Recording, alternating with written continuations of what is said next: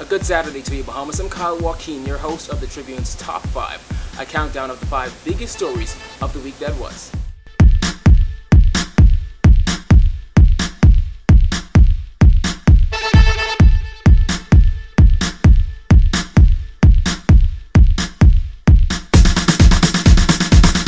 He was the last of opposition MPs to speak in the 2014-2015 budget debate on Tuesday. But what F&M leader Dr. Hubert Minnis had to say next was something that no one saw coming.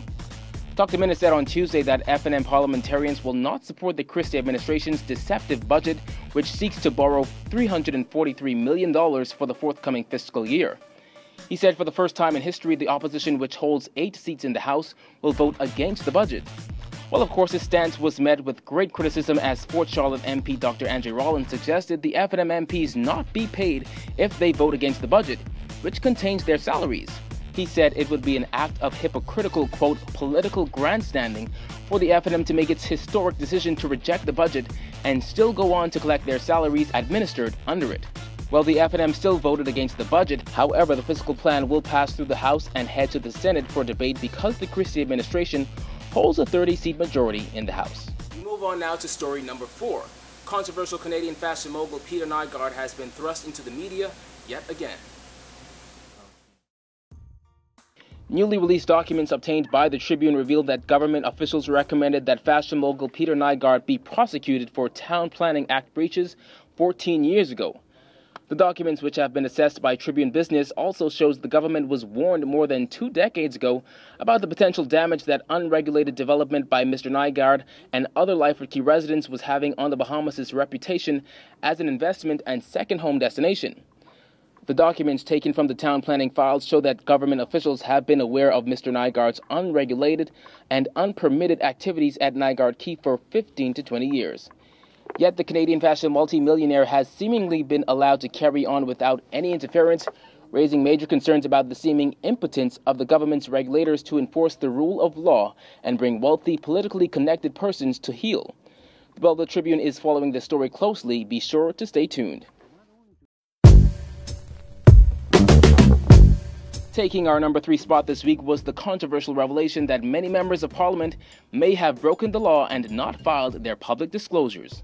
On Monday, the Tribune's Ava Turnquest broke the story that at least 8 government ministers had not filed their public disclosures for this year as mandated by law, according to their own admissions. Some of the MPs included Long Island MP Loretta Butler Turner, MPs Damien Gomez, Michael Darville, and Greg Moss all said they had not filed for 2013. Only 9 out of 38 members of Parliament have confirmed to the Tribune that their financial disclosures are up to date. According to the Public Disclosures Act, the disclosures must be turned into the Public Disclosure Commission by March each year, documenting assets and liabilities of the previous year. Penalties for not filing include a $10,000 fine or imprisonment of not more than 2 years. Well, on Wednesday evening, Prime Minister Perry Christie didn't confirm or deny whether or not he was compliant with the law. However, he did urge members of Parliament to prioritize submissions during his closing budget contribution in the House of Assembly. It remains unclear on whether there will be any penalties enforced on the MPs who did not disclose. Now, our second biggest story of the week came from the cash-stricken power company known as BEC. Tongues were sent wagging after it was revealed that Bahamas Electricity Corporation Executive Chairman Leslie Miller, between his home and family companies, owed the corporation over $200,000. The BEC chairman's personal information was leaked to the media after he called BEC union leaders, quote, bloodsuckers on the backs of Bahamian people. Well, on Wednesday, Mr. Miller told the Tribune that his daughters deposited $100,000 in cashier's checks on the light bill. However, Bahamas Electrical Workers Union President Paul Maynard says 2 BEC cashiers were questioned by management on Thursday after they allegedly accepted the $100 in cash towards paying off the electricity bill. According to sources, the $100,000 was paid at BEC's post office branch in 3 payments of $25,000, $50,000, and another $25,000 because the corporation's main branch on Blue Hill Road refused to accept the cash. Mr. Maynard said the cashiers in question did not know about BEC's policy on cash payments, and he will, quote, not let them take the rap for this mess. Well, both Mr. Miller and his daughters have refused to comment further as to the accuracy of those claims. Well, we've counted down stories 5 through 2 so far, but the time has come to reveal the story that had jaws dropping all over the country this past week.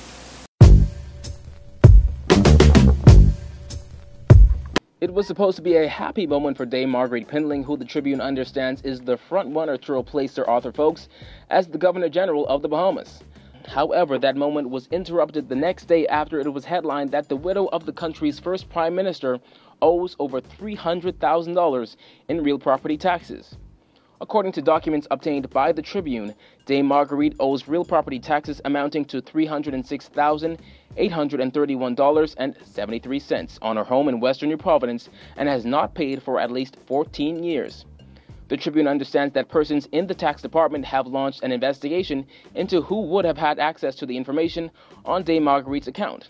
Well, Prime Minister Perry Christie said on Thursday that he was unaware of Dame Marguerite Pindling's real property tax debt, adding that what he saw was a politically motivated leak of her tax information and was impeccably timed. In an interview with the Tribune on Thursday, Mr. Christie said he would first have to review the matter before it could be determined whether or not the outstanding debt, amounting to over $300,000, will affect his consideration of her possible appointment to the post of Governor General. On behalf of the entire Tribune News team, I'm Kyle Joaquin. I'll see you all again next week as we count down the Tribune's top 5.